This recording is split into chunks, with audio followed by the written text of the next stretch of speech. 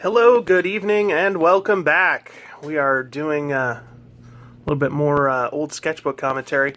This time I actually went through all of my old sketchbooks and I found, you can kind of see it. This one's from 1999. So this is the oldest sketchbook I have. Obviously I was doing drawings before that, but this is just the oldest one that I've kept all these years. So we're going to start going through these in order from now on. So this is like the oldest drawings. These may not be the oldest drawings I still have, but this is the oldest sketchbook I still have. So for this particular format, this is the oldest stuff I've got. So this first page looks like we got a weird, like, griffin looking thing. I did some math on the first page. I don't know what that math's for. Possibly homework. We got some writing down here. Name Zigra. You know, I think this, I was translating from a Gamera comic book.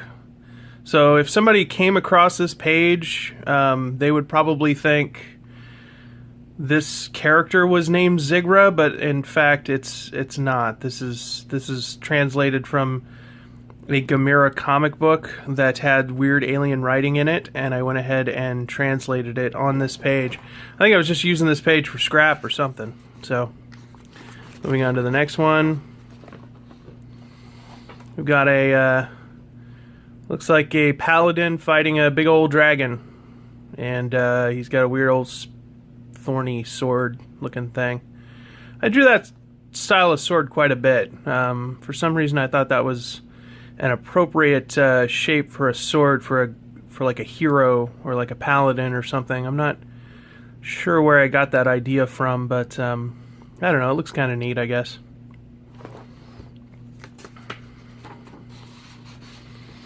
Here we have a weird dinosaur man, and then a weird dinosaur man wearing robes underneath him. I wonder if it's the same dinosaur man, but hiding his appearance. Not entirely sure where this came from, if it was D&D or if it was just one of my weird ideas I didn't do anything with. But there you go.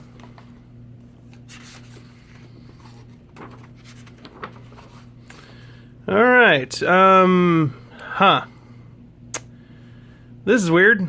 Apparently this is D&D monsters as dinosaurs, I guess? Or prehistoric creatures, I'm not sure. We got a goblin over here, it looks like a compy. We got a giant gorilla who's a mammal ogre. A reptilian ogre, for some reason, like we'd need two varieties of ogre, I guess. Centaurs. I like him. I like that centaur. He's very... he's very graceful. He's like a... You could see that centaur doing some ballet dancing or something. We got a chimera, which looks like a triceratops with lots of teeth, like a venom mouth going on there. Man, some of these are really rough. A cockatrice, or a gawkatrice, because my handwriting's terrible. Looks like a pterodactyl, clearly. And then a gorgon, which looks like a plesiosaur with tentacles coming off of its head. So there you go. Wow. And here we have... I must have been doing something with dinosaurs in D&D or something. Maybe this was my weird Atlantis idea. I did have an Atlantis idea where Atlantis had dinosaurs in it. Kind of a Dinotopia-inspired take on Atlantis. But, yeah, it's just a dude riding looks like a Gallimimus or something.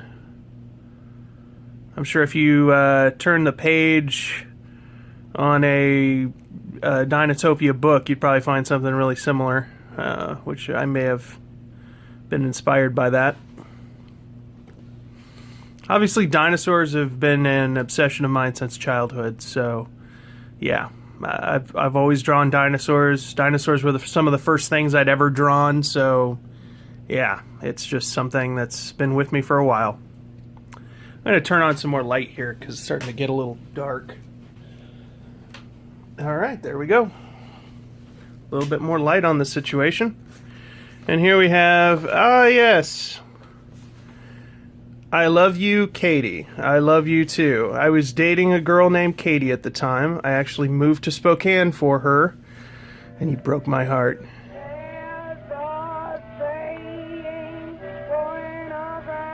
Alright, moving on. Alright. Yeah, so this page here we got, looks like some D&D characters, maybe for, like a prehistoric setting or something. Lots of weird guys here. We got a weird Egyptian guy down here. This guy's got he's got like claws on his feet. And this guy's just a robot. I don't know why. Just a robot.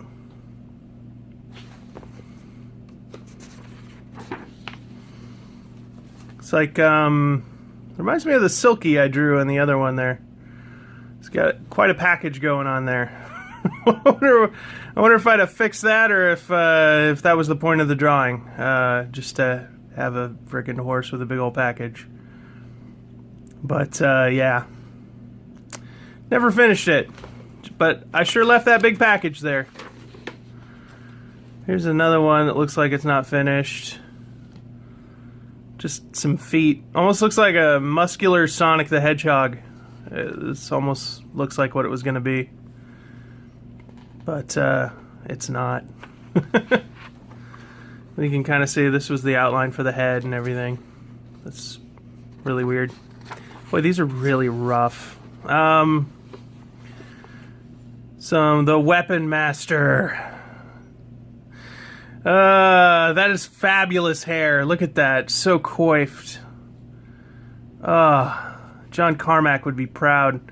Actually, John Carmack would friggin' love this. Or John Romero. Who am I thinking?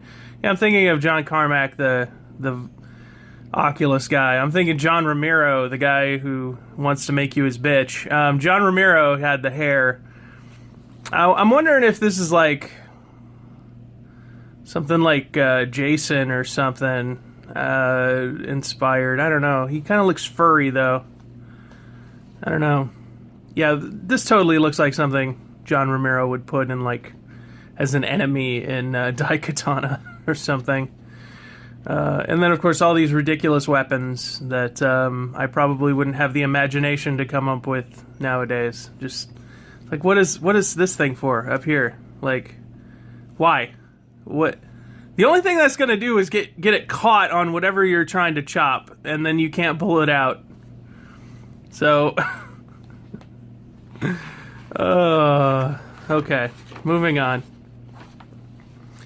Mutals. God, I'm like getting into some serious like John Romero stuff here, or Clive Barker actually. Probably very Pinhead inspired, especially with the chain here. If these were characters for a D&D campaign, or if I was trying to make like, I think I was probably trying to make some kind of like legally distinct versions of classic horror movie characters from the 80s that I could put in like a game or something. That may be what's going on here. He seems to be enjoying himself though, and that's the important thing. He's even got a little pin sticking out of his eye there. That's wow, just wow. I bet you I thought that was so cool. Looks like this one was going to be the version of Freddy. He looks like a wizard with a pilgrim hat, and he's got claws on both hands. Up in their game there, yeah. Pilgrim Freddy. All right. Oh yeah, this is from Primal Rage. It was a arcade Super Nintendo game, Sega Genesis, 16-bit era fighting game. Back when they were making a new fighting game like every week, everyone was trying to get that Street Fighter nut. Obviously, Diablo was the palette swap of Sauron. They were both T-Rexes, but I had the idea like they should be, for like a sequel, they should be distinct from each other. So Diablo was more of a Allosaurus rather than a T-Rex. So he's still kind of standing upright, which is not something dinosaurs did, but he's got 3 fingers instead of 2, and he's got more spiky protrusions and whatnot. And there's Chaos, who, if you remember, was the one that farts, and he's like a weird green gorilla. His palette swap was Blizzard. You can see here I made him more of like a mandrill, which is like my favorite type of baboon because they're great.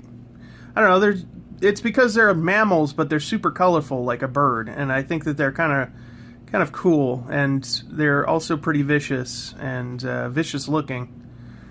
So Chaos would make a really great mandrill, and he's got bright colors too. So you know, hey Midway, call me, or whoever made Primal Chaos, Primal Carnage. They're probably not even around anymore.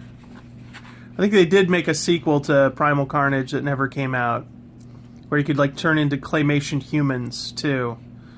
It looked a little weird. I don't know if it would have been any good. But apparently you can play it at Galloping Ghosts, and also probably on a MAME machine near you. And here's Sauron. Sauron, of course, in that game was the Devourer. All of his powers involved like eating and barfing and that kind of thing. So I definitely made his mouth more prominent, and he was still a T-Rex. And then over here it says, I think my girlfriend at the time, Katie, wrote dinosaurs, la la la, dinosaurs, la la la, dinosaurs, la la la. Yeah, dinosaurs.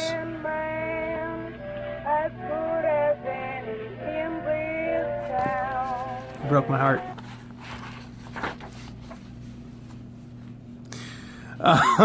So this is my redesign for Blizzard. Yeah. I don't know. I guess I just gave him the top knot, made him more like a Yeti, I guess, because I think that's what he's supposed to kind of be when he's just a white and blue ape. So yeah, there you go.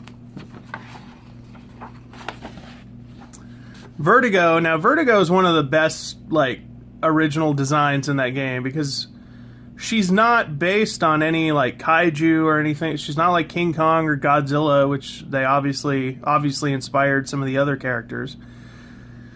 She was just an original character. She was a she, which is like unheard of for, I mean, how often in a video game do they make someone a she and like resist the urge to give her breasts? Resist the urge to just make her sexy. That is almost unheard of. Even today, as of the time I'm recording this, that War for Mordor game or whatever came out, and they turned Shelob into a sexy lady, and it's just like, no, come on, Shelob's a giant spider. That's what she is. Stop trying to make everything female sexy. It's not working. I'm not buying that stupid game. Aside from the fact that you put all those microtransactions in it and made it almost unplayable. So I'm not buying games like that. It's kind of gotten me out of video games a little bit. Just the number of games that keep coming out with microtransactions and all this garbage. That's probably a video for another time. But Vertigo is very, very cool original character. And this is more writing, and I did a lot of erasing, so I must have worked very hard on this. It looks like I was trying to make the ultimate mammal. He's got color vision, of course. Acute smell. Apparently he's got claws on his wrists that retract for digging and climbing.